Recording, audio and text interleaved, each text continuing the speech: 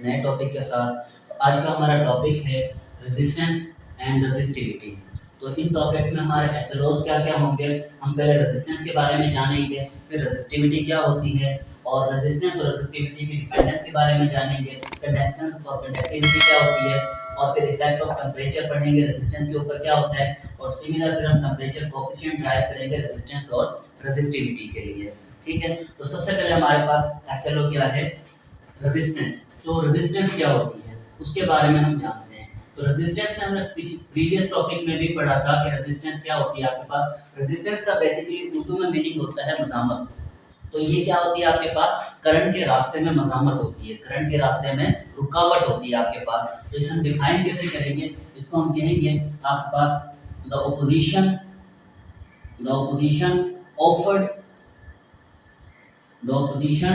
offered by the atoms of conductor, यानी opposition offered by the atoms of conductor।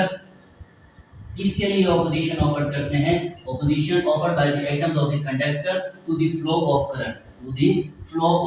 Current, यानी current के रास्ते में या चार्जेस के रास्ते में रुकावट को हम क्या कहते हैं, वो क्या कहलाती है, इज कॉल्ड रेजिस्टेंस।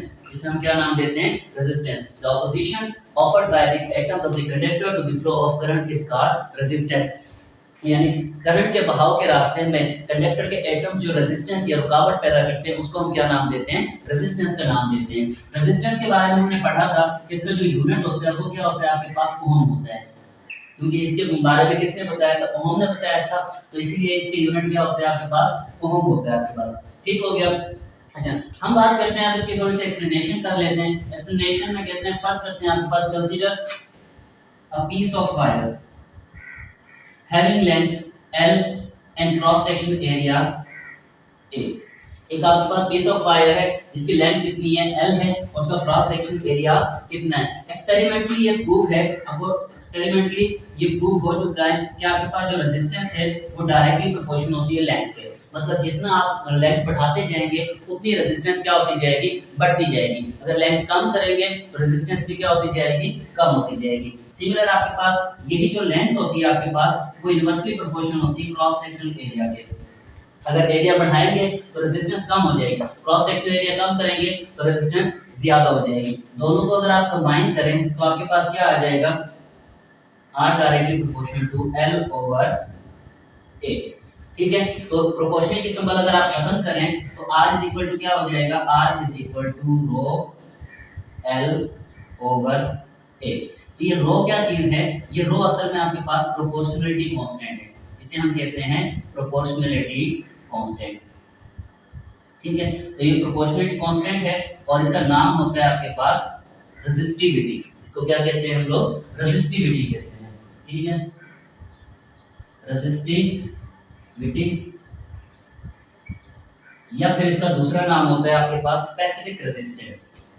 दूसरा नाम क्या है इसका, क्या कहते हैं, specific resistance.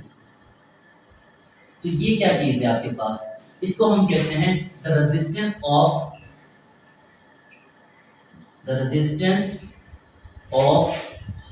Metre cube of a substance. The resistance of metre cube of a substance, यानी किसी भी सब्सटेंस की मीटर क्यूब की रेजिस्टेंस को हम क्या कहते हैं, resistivity. The resistance of metre cube of a substance is called resistivity. किसी भी सब्सटेंस के 1 मीटर क्यूब की रेजिस्टेंस को हम क्या नाम देते हैं, रेजिस्टिविटी। अगर यहां से इसका फार्मूला बनाना चाहें तो रो किसके बराबर आ जाता है, रो इज इक्वल टू, इसको हम लिख सकते हैं आपके पास, ठीक है, इसको एक को इधर ले आए, L को नीचे ले आए, तो आपके पास आ जाएगा रो इज इक्वल टू, इसे लिखेंगे R A ओवर क्या आ जाएगा, L। तो ये किसका फार्मूला आ गया हमारे पास, रेजिस्टिविटी का। और अगर यूनिट निकालना चाहें तो यूनिट क्या आएगा इसके पास, देखें रेजिस्टेंस का यूनिट क्या होता है, ओम होता है, एरिया का यूनिट क्या होता है, मीटर स्क्वायर होता है, लेंथ का यूनिट क्या होता है, मीटर। तो एक मीटर से मीटर को कैंसिल करें तो हमारे पास इसका यूनिट क्या आ जाएगा, ओम मीटर आपके पास। तो ये हमारे पास यूनिट आ गया इसका, ओम मीटर। ठीक हो गया। अच्छा, अब इनके डायमेंशन अगर हम देखना चाहें तो रेजिस्टेंस जो है उसकी डायमेंशन होती है आपके पास, इसे आप ड्राइव भी कर सकते हैं, m l की पावर 2 e की पावर -3 और a की पावर -2। ये क्या होती है आपके पास, इसकी डायमेंशन होती है। किसकी डायमेंशन है बेटा, ये आपके पास रेजिस्टेंस की, ठीक है। और इसी तरह आपके पास यहाँ पर ये क्या आ गया आपके पास, ओम मीटर। रेजिस्टिविटी में अगर हम बात करें तो यहाँ पर एक मीटर एक्स्ट्रा आ जाता है, तो इसकी डायमेंशन आपके पास क्या बन जाएगी, इसकी डायमेंशन को हम लिखेंगे m l की पावर 3 और साथ आपके पास t की पावर क्या हो जाएगी -3 और a की पावर आपके पास सिमिलर -2। तो ये सिमिलर आपके पास क्या आ गई इसकी डायमेंशन। इसकी डायमेंशन आपके पास क्या है, यहाँ पर 2 है, यहाँ पर 3 आ गया, बाकी सेम टू सेम है, बाकी इसमें कोई चेंजिंग हमारे पास नहीं है। अब हम इनकी देखते हैं आपके पास कि इनकी डिपेंडेंस, ये रेजिस्टेंस और रेजिस्टिविटी किस चीज पर। हम बात करते हैं डिपेंडेंस की। डिपेंडेंस की बात करें तो रेजिस्टेंस जो होती है आपके पास, इसे कहते हैं हम, ये रेजिस्टेंस आपके पास प्रॉपर्टी है किसकी, वायर की। Resistance is the property of wire, यानी उस वायर की प्रॉपर्टी होती है जिसको हम क्या कर रहे हैं, इस्तेमाल कर रहे हैं। तो वायर की प्रॉपर्टी का मतलब क्या है कि ये जो रेजिस्टेंस होती है आपके पास, ये डिपेंड करती है, एक तो आपके पास टेम्परेचर पर डिपेंड करती है, दूसरा ये किस पर डिपेंड करती है, वायर की नेचर पर भी डिपेंड करती है, ठीक है। और तीसरा हम बात करते हैं इसकी नेचर, और तीसरी हम बात करते हैं डायमेंशन की। डायमेंशन क्या है आपके पास, इसे हम कह सकते हैं कि इसकी लेंथ पर डिपेंड करती है, एरिया पर भी डिपेंड कर रही है, वॉल्यूम पर भी डिपेंड कर रही है। मतलब डायमेंशन चेंज होने से रेजिस्टेंस आपके पास क्या होगी, चेंज हो जाएगी आपके पास, ठीक हो गया। सिमिलर आपके पास इसे हम कहते हैं कि ये मैकेनिकल स्ट्रेंथ से भी ये क्या हो सकती है आपके पास, चेंज हो सकती है। अगर मैकेनिकल स्ट्रेस हम इस पर अप्लाई करें तो उसकी वजह से भी रेजिस्टेंस क्या हो सकती है, चेंज हो सकती है। अगर हम बात करें रेजिस्टिविटी की, तो रेजिस्टिविटी जो है वो बेसिकली आपके पास क्या है, वो प्रॉपर्टी है उस मटेरियल की जिससे वायर बनी होती है। ये क्या चीज है आपके पास, प्रॉपर्टी है, किसकी प्रॉपर्टी है, प्रॉपर्टी ऑफ मटेरियल। किसकी प्रॉपर्टी है, property of material of which wire is composed, of which wire is made up, यानी जिससे वायर क्या होती है, बनी होती है। ये उस मटेरियल की क्या होती है, प्रॉपर्टी होती है। अब मटेरियल की प्रॉपर्टी है तो इसका मतलब क्या है कि किस पे डिपेंड करेगी, एक तो ये डिपेंड करेगी टेम्परेचर पर, ठीक है, और दूसरा ये डिपेंड करती है आपके पास, इसे हम कहते हैं ये इंडिपेंडेंट होती है आपके पास डायमेंशन से। इंडिपेंडेंट होगी किससे, डायमेंशन से, यानी डायमेंशन इंडिपेंडेंट ऑफ डायमेंशन। मतलब क्या है कि अगर हम क्या करेंगे, डायमेंशन चेंज करेंगे, अगर हम क्या करते हैं, डायमेंशन को चेंज करते हैं तो रेजिस्टिविटी पर कोई इफेक्ट नहीं होगा। रेजिस्टिविटी डायमेंशन चेंज करने से रेजिस्टेंस तो चेंज होगी लेकिन रेजिस्टिविटी चेंज नहीं होगी। रेजिस्टिविटी किससे चेंज होगी, रेजिस्टिविटी टेम्परेचर के चेंज होने से चेंज होगी, अदरवाइज वो चेंज नहीं होगी आपके पास, ठीक हो गया। अच्छा, अब छोटी छोटी हमारे पास और डेफिनेशन है। अगला पॉइंट है हमारे पास कंडक्टेंस। कंडक्टेंस क्या होता है आपके पास, कंडक्टेंस की अगर हम बात करें तो कंडक्टेंस असल में क्या है, इलेक्ट्रिकल प्रॉपर्टी है। इसकी प्रॉपर्टी है, इलेक्ट्रिकल प्रॉपर्टी है, यानी किसी भी सब्सटेंस का, यानी कोई भी सब्सटेंस कितना इलेक्ट्रिसिटी कंडक्ट कर सकता है। तो कंडक्शन हम कहते हैं इसको reciprocal of resistance, reciprocal of resistance is called conductance. यानी रेजिस्टेंस का जो रेसिप्रोकल होता है उसको हम क्या नाम देते हैं, कंडक्टेंस। तो इसको हम फॉर्मूला क्या है इसका, G बराबर है क्या है, 1/R लिखते हैं। अगर इसका यूनिट हम लिखना चाहें तो ओम का यूनिट क्या, रेजिस्टेंस का यूनिट क्या हो गया, ओम। तो ये इसको ऊपर लाएंगे तो ये क्या हो जाएगा आपके पास, पर ओम हो जाता है। या इसको फिर हम ओम की जगह अगर उसे उलट करें तो ये मोह पड़ा जाता है, ये लिखा जाता है। या फिर इसका थर्ड यूनिट होता है सीमन, यानी जो साइमन था हमारे पास, क्योंकि हमें किसने डिस्कवर करके दिया था, जॉर्ज साइमन ओम ने, तो इसीलिए इसका यूनिट साइमन में लिखा जाता है आपके पास, ठीक हो गया। सेकंड वन है हमारे पास कंडक्टिविटी। तो कंडक्टिविटी क्या है, जिस तरह आपके पास हमने कहा है कि कंडक्टेंस क्या है, रेजिस्टेंस का रेसिप्रोकल है, इसी तरह हम कह सकते हैं कि आपके पास जो कंडक्टिविटी है वो रेसिप्रोकल है किसका, रेजिस्टिविटी का। The reciprocal of resistivity is called conductivity. तो रेजिस्टिविटी का यूनिट क्या होता है, ओम मीटर। तो इसको अगर ऊपर लेकर आएंगे तो ये बन जाएगा पर ओम और पर मीटर, या फिर इसको हम क्या करते हैं, मोह पर मीटर भी लिखते हैं, मोह पर मीटर आपके पास, ठीक हो गया। तो ये इसके क्या हो गए, यूनिट आपके पास आ गए।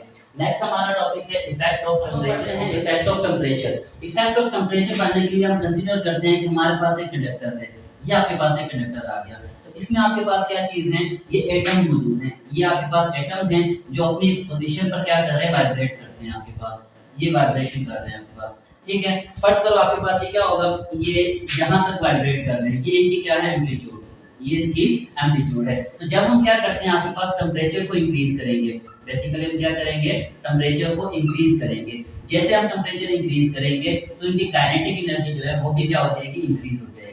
जब काइनेटिक एनर्जी की इंक्रीज होगी तो जो एटम्स हैं उनकी एम्पलीट्यूड भी क्या हो जाएगी, इंक्रीज हो जाएगी, यानी उनकी एम्पलीट्यूड ऑफ वाइब्रेशन वो भी क्या हो जाएगी, इंक्रीज। यानी पहले यहाँ तक कर रहे थे, फिर इनकी एम्पलीट्यूड यहाँ बढ़ जाएगी, इसकी भी यहाँ तक बढ़ जाएगी आपके पास, ठीक है। सपोज हम कर रहे हैं आपके पास, तो हमने क्या बात की है कि जैसे जैसे हम टेम्परेचर बढ़ाएंगे काइनेटिक एनर्जी बढ़ेगी एटम्स की, और एटम्स की काइनेटिक एनर्जी बढ़ने की वजह से उनकी एम्पलीट्यूड ऑफ वाइब्रेशन भी क्या हो जाएगी, इंक्रीज हो जाएगी। जब एम्पलीट्यूड ऑफ वाइब्रेशन बढ़ेगी तो इसके बढ़ने से क्या होगा, इसके बढ़ने से हम कहते हैं chances of collision, chances of collision, किसकी कोलिजन, इलेक्ट्रॉन की, किसके साथ, एटम्स के साथ, chances of collision of electron, यानी इलेक्ट्रॉन की कोलिजन किसके साथ, विद द एटम्स, वो क्या हो जाती है आपके पास, इंक्रीज हो जाती है, विद द एटम इंक्रीजेस, यानी इलेक्ट्रॉन के एटम के साथ टकराने के चांसेस क्या हो जाते हैं, बढ़ जाते हैं। और जितनी ज्यादा कोलिजन होगी उतनी ही ज्यादा क्या होगी, रेजिस्टेंस होगी आपके पास, यानी जितनी ज्यादा कोलिजन उतनी ज्यादा रेजिस्टेंस,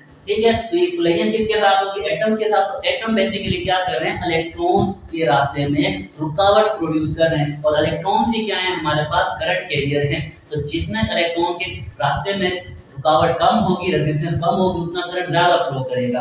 अगर आपके पास कोलिजन ज्यादा होती जाएगी तो रेजिस्टेंस बढ़ती जाएगी, और इस तरह रेजिस्टेंस भी क्या होती जाएगी, बढ़ेगी, और करंट क्या होता जाएगा, कम होता जाएगा आपके पास, ठीक हो गया। अब इसको अगर हम ग्राफिकली ड्रॉ करें,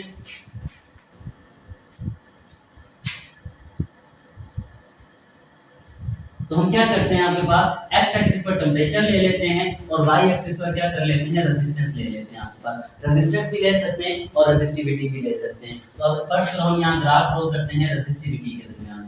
तो क्या हो रहा है, जैसे जैसे आपके पास टेम्परेचर बढ़ता जा रहा है तो रेजिस्टिविटी भी क्या होती जा रही है, बढ़ती जा रही है आपके पास। जैसे जैसे टेम्परेचर बढ़ रहा है रेजिस्टिविटी भी क्या होती जा रही है, बढ़ती जा रही है। यहाँ पर आकर क्या होगा कि रेजिस्टिविटी सीधी लाइन में जाने के बजाय वो यहाँ पर आपके पास इससे डेविएट कर जाएगा आपके पास। इसका मतलब कि इधर आकर जो इनका लीनियर रिलेशन था वो ब्रेकअप हो जाता है आपके पास। फिर क्या हो जाता है, फिर थोड़ा सा रिलेशन आपके पास यहाँ से क्या होगा, मॉडिफाई होगा आपके पास, ठीक हो गया। तो हमने क्या बात की कि जैसे टेम्परेचर बढ़ाते हैं एटम्स की काइनेटिक एनर्जी बढ़ती है तो उनकी एम्पलीट्यूड ऑफ वाइब्रेशन इंक्रीज हो जाती है, और chance of collision of electron with atom भी क्या हो जाते हैं, बढ़ जाते हैं, जिससे आपकी रेजिस्टेंस क्या हो जाती है, इंक्रीज हो जाती है। तो नेक्स्ट हमारा एसएलओ है, टेम्परेचर पढ़ेंगे टेम्परेचर कोएफिशिएंट के लिए। तो टेम्परेचर कोएफिशिएंट के लिए हम क्या करते हैं, हम कंसीडर करते हैं आपके पास कि हमारे पास दो रेजिस्टेंस है, एक 0 डिग्री सेंटीग्रेड पर जो रेजिस्टेंस है वो हम कहते हैं R0 है, और T डिग्री सेंटीग्रेड पर जो रेजिस्टेंस है उसे हम कहते हैं ये RT है हमारे पास, ठीक है। और यहाँ बात करते हैं डेल्टा R। डेल्टा R क्या है, इसे कहते हैं इंक्रीज इन रेजिस्टेंस, जो किसके बराबर होती है, उसको हम लिखते हैं RT minus R0। Delta R क्या चीज है, इंक्रीज इन रेजिस्टेंस। अब ये इंक्रीज इन रेजिस्टेंस दो चीजों पर डिपेंड करती है। एक तो डेल्टा R आपके पास डिपेंड करता है डायरेक्टली प्रोपोर्शनल है ओरिजिनल रेजिस्टेंस या रेजिस्टेंस एट 0 डिग्री सेंटीग्रेड, इसके डायरेक्टली प्रोपोर्शनल। सेकंड हम कहते हैं कि यही जो रेजिस्टेंस है वो आपका डायरेक्टली प्रोपोर्शनल होती है टेंपरेचर डिफरेंस के। जितना टेंपरेचर डिफरेंस ज्यादा होगा उतना इंक्रीज इन रेजिस्टेंस भी ज्यादा होगा। जितनी ओरिजिनल रेजिस्टेंस स्टार्ट रेजिस्टेंस ज्यादा होगी उतना इंक्रीज इन रेजिस्टेंस भी क्या होगी, ज्यादा। दोनों को अगर हम कंबाइन करें तो कंबाइन करने से हमारे पास क्या आएगा, डेल्टा R डायरेक्टली प्रोपोर्शनल है R0 T। प्रोपोर्शनल की अलामत खत्म करेंगे तो हमारे पास क्या आ जाएगा, आपके पास इक्वल का सिंबल और साथ क्या आ जाएगा, एक कांस्टेंट, और साथ हम क्या लिखेंगे R0 T। ये आप यहाँ पर हमने कांस्टेंट क्या लिखा हुआ है, ये अल्फा लिखा है। इसकी अगर आप वैल्यू निकालें तो ये आपके पास क्या हो जाएगा, इसको हम लिखेंगे डेल्टा R ओवर क्या हो जाएगा आपके पास R0 और इनटू T आपके पास आ गया, ठीक है। अब अल्फा क्या चीज है हमारे पास, अल्फा है आपके पास प्रोपोर्शनलिटी कांस्टेंट। इसको क्या कहते हैं, ये प्रोपोर्शनलिटी कांस्टेंट है आपके पास, और इसका नाम क्या है, इसको कहते हैं हम लोग टेंपरेचर कोएफिशिएंट। ये क्या कहलाता है हमारे पास, टेंपरेचर कोएफिशिएंट कहलाता है आपके पास, ठीक हो गया ना।